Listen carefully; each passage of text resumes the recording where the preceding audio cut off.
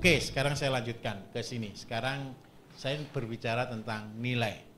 Jadi ini adalah konsep pertanian BSM yang kita namai dengan nama Intan Sari. Intan Sari singkatan dari Integrasi Pertanian Desa Mandiri. Kekuatan kita yang kita bangun adalah dari desa. Saya sudah pernah bekerja di atas di Jakarta dengan menteri dan sebagainya, dan itu tidak menghasilkan. Karena apa? Indonesia ini kalau dari top down, dari atas ke bawah, itu rata-rata dipikir bancaan. Paham maksud saya ya? Nah, cara itu ternyata bagi saya tidak efektif. Karena cara itu tidak efektif, sekarang saya ganti menjadi dari bawah ke atas. Siapa yang kita bangun? Desa.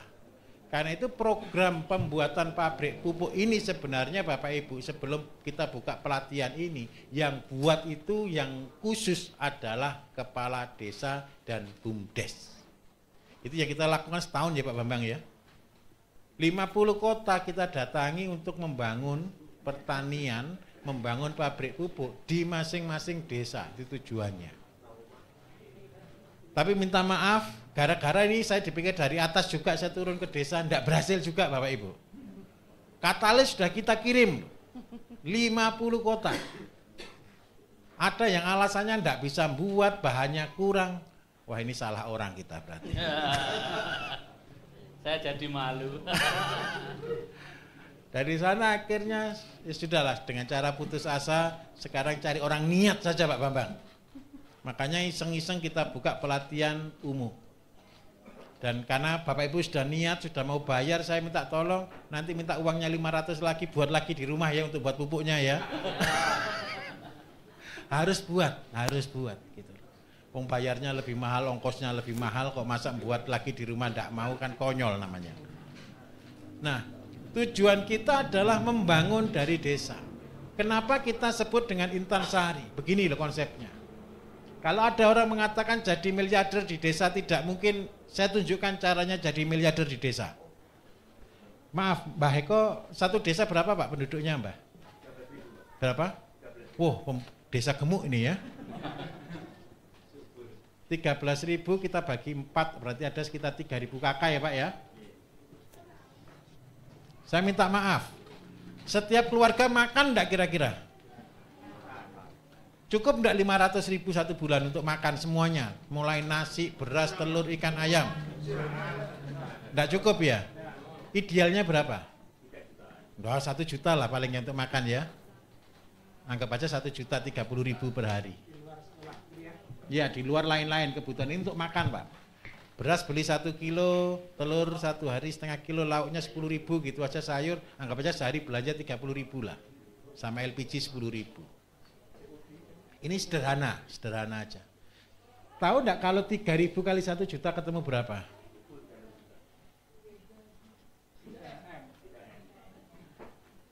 Mimpikan.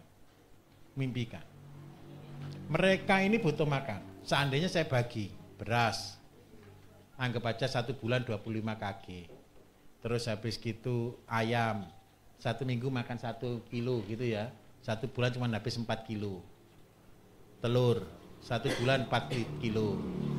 Terus habis gitu sayur 1 minggu 1 kilo, berarti 1 bulan 4 kilo sayur. Nah, sudah, ini aja dulu. Saya tidak ngomong daging. Tahu tempe nanti kalau bisa buat silahkan. Tapi ini jangan dulu, ini aja yang kita sebut. Kalau ini Bapak Ibu dikalikan 3.000 masing-masing, 3.000 kakak, ini ketemu 7,75 ya ton. Saya berharap Mbak Eko jadi kepala desa, saya support Pak Bapak untuk jadi contoh. Karena Bapak satu-satunya kepala desa yang mau datang dengan pasukan. Ini saya hargai, Bapak 10 pasukan. Saya berharap nanti saya akan support penuh Pak. Bapak mulai, ketika sudah mulai nanti saya akan support. Saya berharap satu, wujudkan ini. Berarti kebutuhan rakyat Bapak itu butuh 75 ton beras Pak. Kalau dengan produksi rata-rata 5 ton, itu berarti butuh berapa hektar? Berapa? 25? Bukan Pak. 15 ton, 15 hektar. Per bulan Pak. Umurnya padi berapa bulan? Anggap aja 4 gitu ya. Berarti butuh sawah 60 hektar. Ada Pak sawahnya Pak? Warga sawahnya 60 hektar ada? Total ada. Baik. Coba bayangkan, seandainya semua desa bisa swasembada beras. Selesai masalah Indonesia. Terus yang kedua, ayam. Ajam 4 kilo itu 4 ekor boleh? Berarti kalau kali 3.000 berarti ada berapa? Per bulan. Kemarin saya tunjukkan cara jadi miliarder dari 10 ekor ayam menjadi miliarder dalam waktu 3 tahun. Tahun ketiga Bapak Ibu punya 1000 induk. Ini saya pakai cara yang paling tradisional dulu ya. Ini artinya ayam yang melihara induknya. Ini setahun cuma 36. Kalau hidup semua. Kalau mati ya mati separuh lah paling. Tetapi seandainya sekarang dirubah karena ada listrik ya Pak ya. Berarti ayam ini setelah netas dimasukkan open, dimasukkan brooder. Berarti waktunya bukan lagi 36, berarti setiap telur ngeram pemulihan. Jadi waktunya itu telur 10 ditambah ngeram 21 hari ditambah pemulihan 14 hari. Butuh waktu berapa hari? Anggap aja 2 bulan lah, 60 hari anggap aja maksimal. Artinya apa? Kalau 60 hari potensinya di sini berubah. 1000 dikalikan 60 berarti 2 bulan, berarti ada 6 bulan, berarti ada 60 ekor. Kalau hidup semua. Tapi matinya separuh, 30. Kalau 30 berarti 30 kali itu 30.000. 30.000 ini Bapak Ibu, ini produksi per tahun. Berarti kalau per bulan ketemu berapa? 3.000 lah, anggap aja kurang sedikit, 2.000 lebih, 2.500. Nah, artinya apa? Kalau kita butuh 12.000 ekor, berarti jenengan butuh induk berapa ekor berarti Pak di sini? Oh, enggak lah, 1000 itu cuma 2.500 per bulan. Berapa? 4.000 berarti ketemu 10.000. Berarti butuh induk 5.000. Berarti Pak, artinya 5.000. Jenengan punya 5 orang miliarder yang ternak ayam tok di desa. Paham maksud saya? Masalahnya satu, pakannya ini dari mana?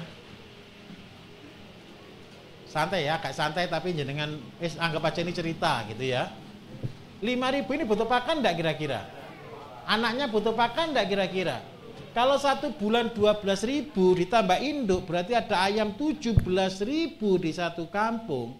Untuk mencapai berat ini dalam waktu 4 bulan sekali butuh pakannya sekitar anggap aja 4 kilo. Berarti ketemu berapa ini? 8 nyimpen 2 68 ton untuk pakannya saja. Paham maksud saya di sini? Berarti di desa itu ada pabrik pakan. Kalau 1 bulan produksi 68 ton banyak atau sedikit? Banyak sekali kan? Berarti di desa itu berdiri satu pabrik namanya pabrik pakan ayam.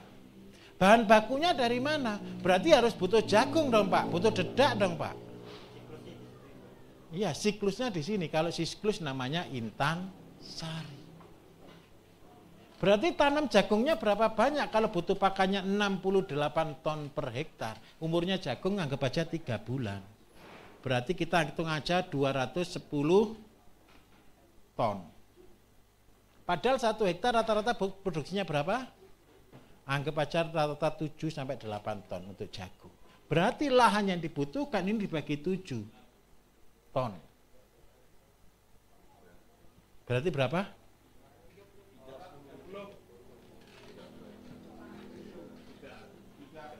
Berapa? 300 hektar. Kalau full jagung. Berarti minta maaf, untuk membangun perekonomian satu desa, kalau mau mandiri, ada ayam, ada kambing, ada sapi, ada padi, ada sayur. Berarti kita butuh tanah 300 hektar ditambah 60 hektar.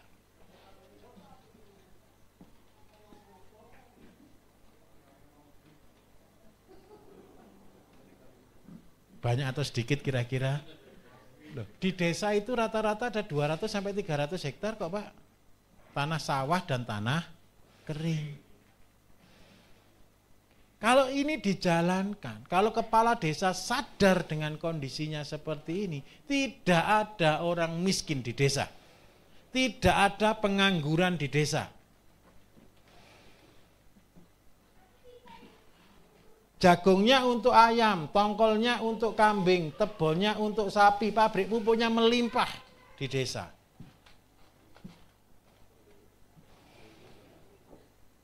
Dan kalau seandainya desa-desa di seluruh Indonesia mau buat cara kayak gini, maka dikatakan Indonesia negeri yang subur dan kaya. Poin yang ketiga dikatakan negara kuat jika pertanian bisa mandiri. Kalau ini mandiri Bapak Ibu, siapa bisa melawan Indonesia? Bisa Pak dibom.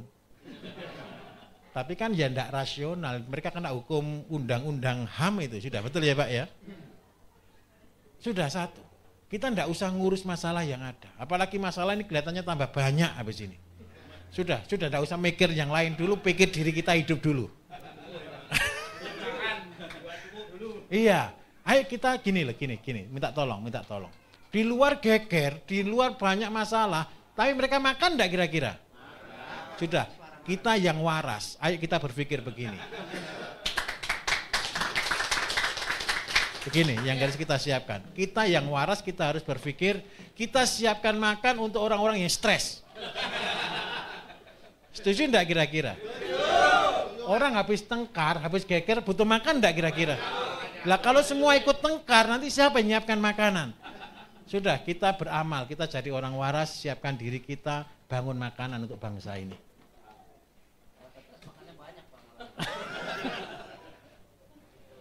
Enggak, artinya begini loh, coba bayangkan. Ini masalah Indonesia bertahun-tahun, pupuk, hasil dan sebagainya. Sudah, sekarang ayo kita egois sedikit deh.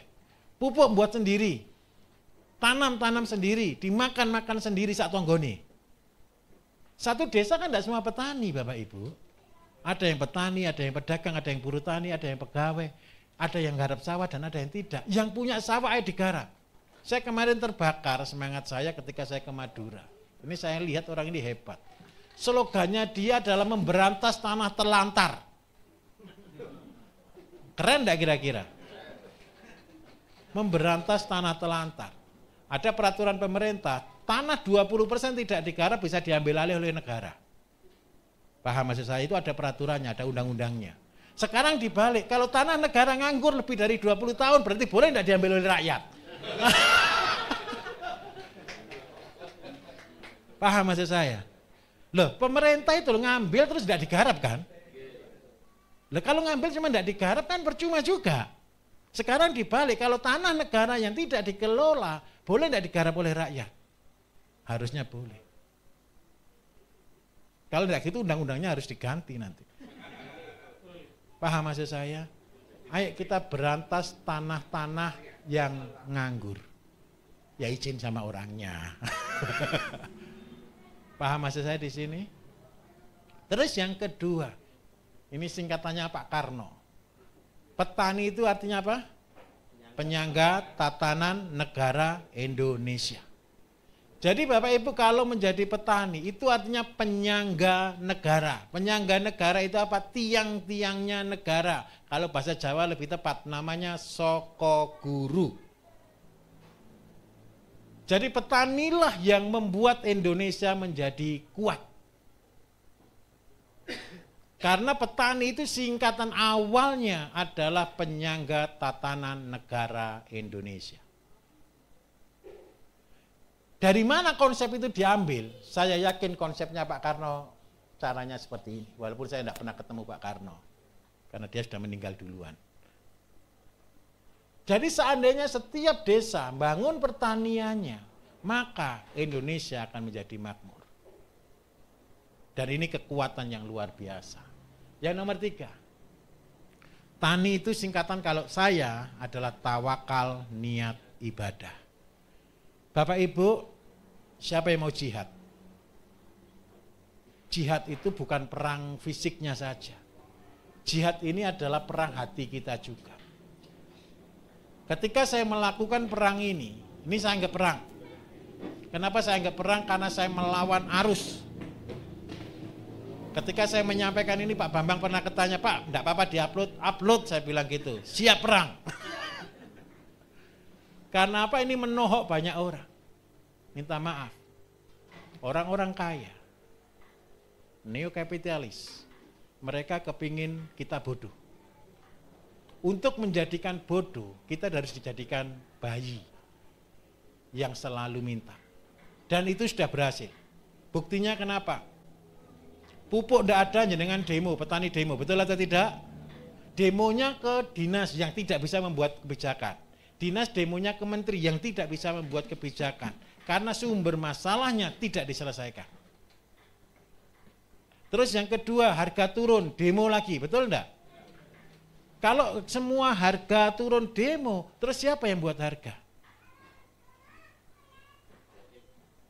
Mas alam goib. Nah, tidak ada cara lain, kita harus mandiri. Mandiri kita di mana? Di pupuk. Kenapa kita harus mandiri pupuk dulu? Pupuk itu pondasi. Yang kedua, tanah kita sudah terlanjur dirusak, harus kita pulihkan. Terus yang ketiga, ini yang poin paling penting, perkara harga. Begini loh Bapak Ibu, dunia hari ini ada dua jalur. Yang pertama jalur high teknologi, yang kita sebut dengan AI. Kira-kira mahal atau murah? Karena kita tidak punya uang untuk mencapai yang mahal. Kita cuma punya dengkul sama otot. Ayo kita gunakan bambu runcing untuk berperang. Dengan cara apa? Jangan biarkan tanah sejengkal nganggur. Bambu runcingnya dari pembelah tanah, Pak. Tidak boleh kita biarkan tanah kita nganggur, sejengkal pun jangan. Tujuannya cuma satu. Kalau di saat krisis ke depan, minimal Bapak Ibu bisa makan gratis. Anak-anak kita tidak jadi korban. Minimal satu deh, cukupkan keluarga kita masing-masing. Dengan ngelola tanah yang ada. Kan sudah jelas ilmunya semua sudah ada kok. Nah, ibadah kita di mana? Begini, ketika Bapak Ibu nanti sudah berhasil, di luar akan banyak orang kelaparan. Di luar akan banyak orang menderita. Saya minta tolong mereka.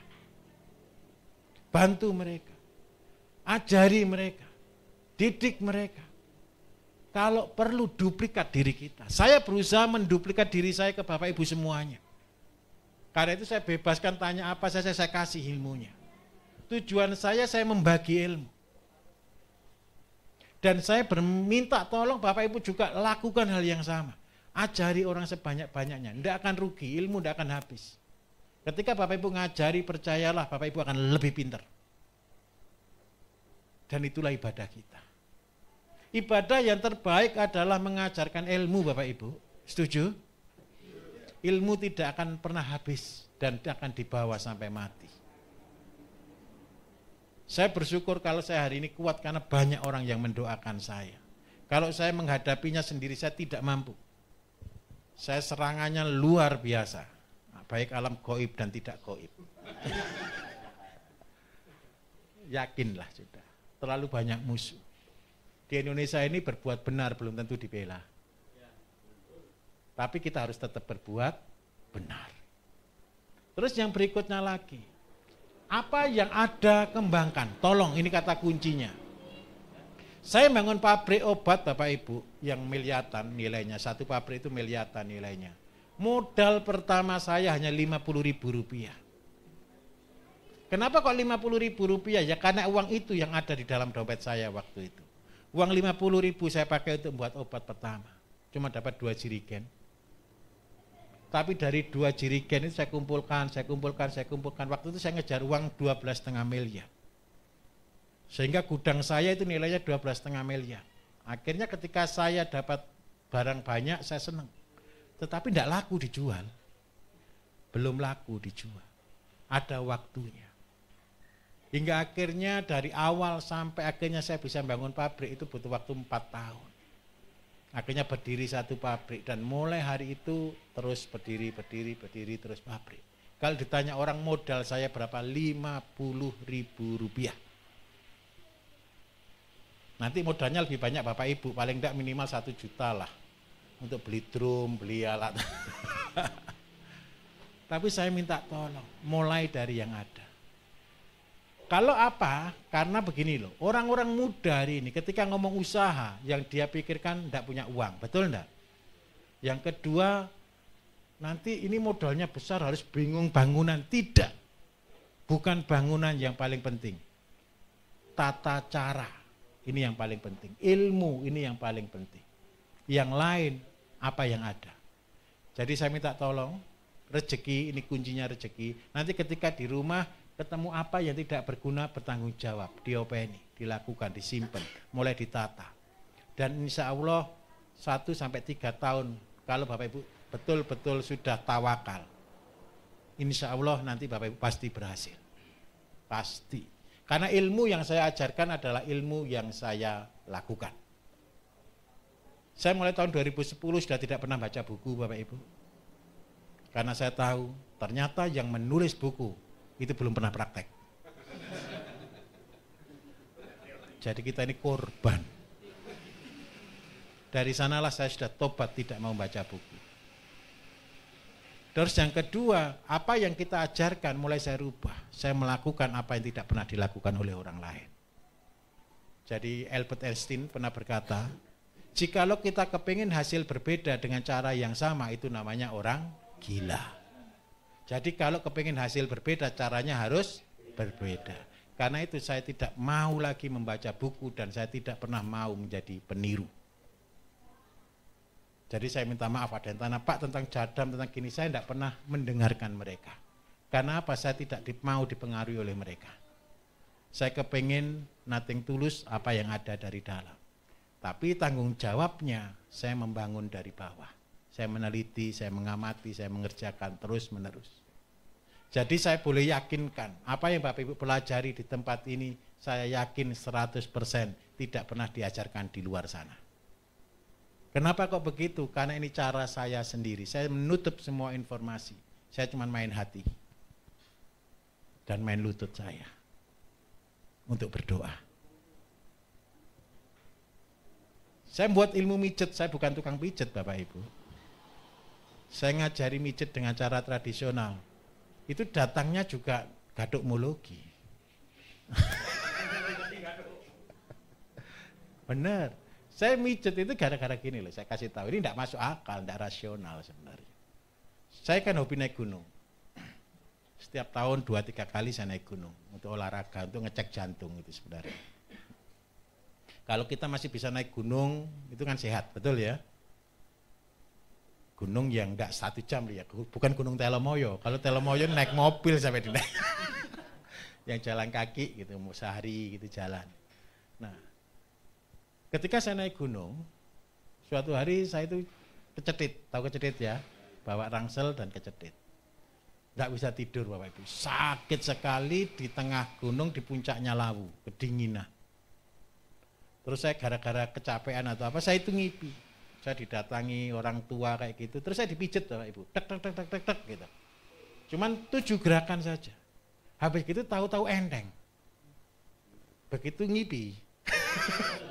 Begitu saya bangun, saya cari titiknya kan susah di punggung. Tapi saya sudah cerita ke orang. Saya tadi itu gini, besok tak ajari caranya. Tapi saya mikir terus itu, titik mana yang harus saya lakukan. Akhirnya 3 atau 6 bulan berikutnya baru ketemu titik-titiknya. Saya lakukan, saya praktekkan. Nah itu Mas Warno. Nah nanti dari antara Bapak Ibu, nanti kalau ada yang sakit boyok, kasus di yang lain-lain, saraf kecepit, nah itu Mas Warno itu. Yang di belakang itu murid pertama, kakak pertama ini. Oh ini sudah bisa, ini kakak kesekian sudah. Dulu ketika saya mijet ini sederhana. Tapi karena saya tahu, ya namanya karomah ya. Jadi ketika itu walaupun ilmunya sederhana, tapi banyak pasien yang jodoh akhirnya. Jadi Pak Warno ini kalau kita ganggu sampai sekarang harus lihat jadwal, bayangkan ini. Ini pendapatannya sudah luar biasa Bapak Ibu, sudah bisa beli sapi tiap bulan. Dari mijet. Pak Bambang marah kemarin sama Mas Warno. Nyewa tanah lagi katanya. Sudah repot kok malah nyewa tanah katanya. Saya kepingin satu. Ayo kita sama-sama berubah. Semua bisa. Didasari dengan yang benar. Terus yang berikutnya lagi. Nilai utama petani itu adalah kemandirian. Ingat, goalnya adalah mandiri. Goalnya adalah mandiri itu artinya begini, Bapak Ibu tolong jangan tergoda penghasilan yang besar, jangan tergoda penghasilan yang banyak, jangan tergoda sesuatu yang indah. Pikirkan bisa mandiri atau tidak. Kalau tidak bisa mandiri, stop, beralih ke yang mandiri. Kenapa sih saya lebih senang cuman pelihara ayam kampung? Supaya kita bisa mandiri. Ayam kampung itu bisa telur, bisa beranak, bisa hidup sendiri. Kemudian yang kedua, kita bisa gunakan ayam boiler, ayam merah dan sebagainya. Kan benihnya masih beli. Lah bertahap kita akan rubah. Pakan harus bisa, bibit harus bisa, semua harus kita usahakan untuk mandiri. Tujuannya apa? Ketika kita mandiri, ada poin paling penting. Bapak Ibu akan dipaksa jadi orang-orang hebat. Jadi orang hebatnya di mana? Satu, otak kita, Bapak Ibu, akan keluar ketika kita itu lagi susah. Pernah meres otak? Ada orang mengatakan otak Indonesia itu paling original, kan gitu kan? Masih belum pernah dipakai. Karena dia tidak mau mandiri. Kalau namanya bayi, itu kan tidak pernah pakai otak, betul kan? Karena selalu disuapin. Ayo kita jadi mandiri supaya kita bisa gunakan otak kita untuk mencari solusi. Dan ketika bisa mandiri, kita ketemu namanya terobosan. Breakthrough. Saya sarjana ekonomi, Bapak Ibu. Saya membuat produk itu sekitar 32 atau 33 produk kesehatan. Dan manfaatnya untuk hampir 83 penyakit yang ada di rumah sakit. Menurut Bapak Ibu, cocok enggak sarjana ekonomi membuat herbal yang setara dengan rumah sakit? Tidak cocok ya? Tidak nyambung kan? Apa yang bisa membuat nyambung? Karena kita selalu merasa otak. Dan inilah yang menjadikan terobosan.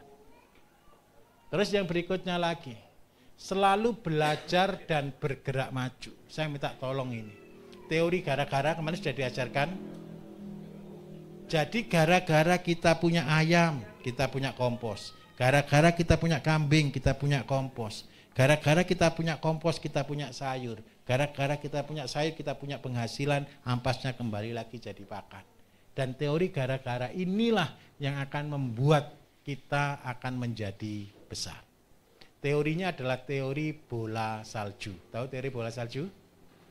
Mulai awal kecil, tapi ketika ini bergerak, dia tambah lama tambah banyak. Bergeraknya di mana? Kalau punya ayam, yang jantan dijual, yang betina dipelihara. Kalau punya kambing, yang jantan dijual, yang betina dipelihara. Akhirnya kambing kita terpaksa tambah banyak, ayam kita terpaksa tambah banyak. Kalau kurang tanahnya, nyewa tanahnya. Kalau tidak ada orangnya, ambil orang jadikan murid untuk ngelola. Dan ini akan berkembang terus menerus. Nah, selanjutnya, awali dan akhiri setiap proses dengan bersyukur. Kalau orang biasanya awali itu dengan bersyukur, kadang-kadang di tengah jalan dikatakan ikhlas. Kalau ikhlas itu sakjane ngersolo. Tetapi awali dan akhiri dengan bersyukur. Begini, Bapak Ibu, ketika saya membangun pertanian Indonesia ini, kalau saya tidak bisa bersyukur, saya jamin 100%, saya sudah gila dari dulu. Bukan berarti ketika saya membuat ini semuanya dimudahkan aja, tidak. Kadang-kadang sangat amat sulit. Banyak kondisi-kondisi yang saya harus lewati dan tidak mungkin kadang-kadang saya terobos. Tetapi ketika saya melihat satu, saya bersyukur. Saya tidak pernah berhenti bergerak. Coba ya, yang terakhir 1 tahun lalu itu saya membangun 50 kota pabrik di 50 tempat pabrik pupuk di 50 kota. Ditambah dengan yang ada di 3 kabupaten itu bisa sampai 10 sampai 15 pabrik per kabupaten. Orang selalu mikir dananya besar atau kecil kira-kira? Besar. Secara logika, kadang-kadang kalau saya mikir itu saya ngeri juga. Itu uang miliar Bapak Ibu. Yang hebat satu, ketika saya bersyukur selalu ada jalan. Saya tidak pernah hutang. Saya ini orang anti hutang. Konsep saya sepele. Kalau saya dikasih uang saya kerjakan, kalau saya tidak dikasih uang tidak saya kerjakan. Tapi setiap uang masuk saya habiskan. Kenapa saya yakin dengan cara itu? Karena saya yakin 100%. Kemarin saya tanya, ada yang pernah mau lahir ke bumi dulu? Tidak ada yang kepengen lahir ke bumi kan? Tahu-tahu aja kita muncul di bumi kan? Berarti minta tolong.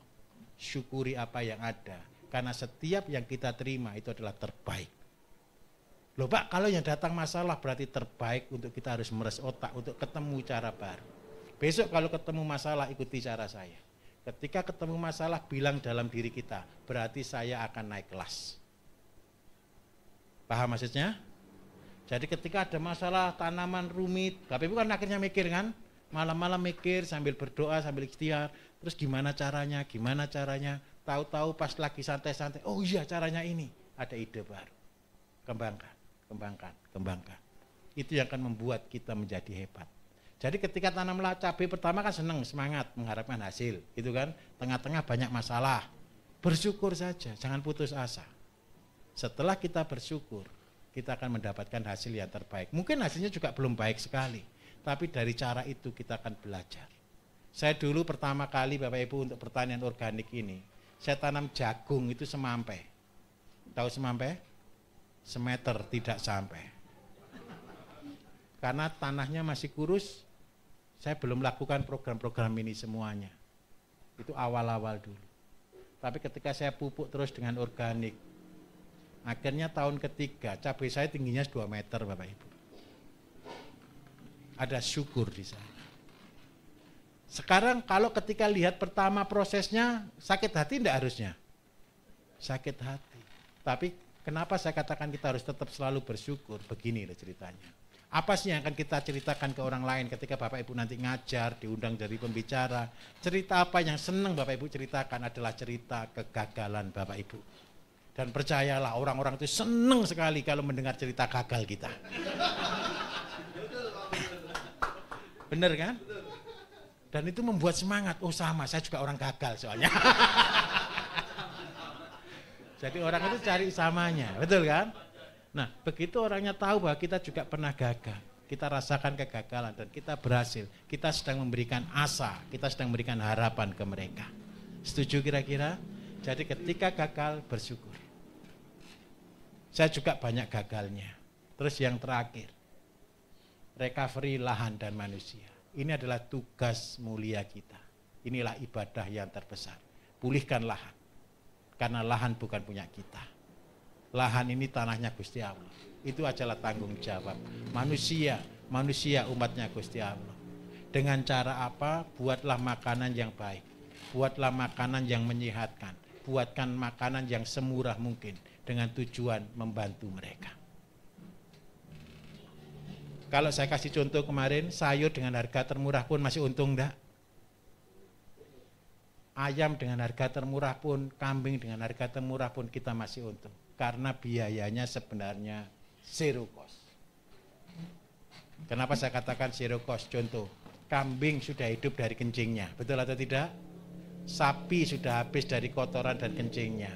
Sayur sudah habis dari limbahnya yang kita olah untuk pupuk dan kita olah untuk pakan ternak. Jadi semuanya sebenarnya menghidupi dirinya sendiri. Setuju kalau konsep ini dilakukan? Paham dengan kata-kata ini? Jadi ayam itu pun menghidupi dirinya sendiri. Tugas kita hanya mengolah saja. Paham? Mudah atau susah? Sangat mudah.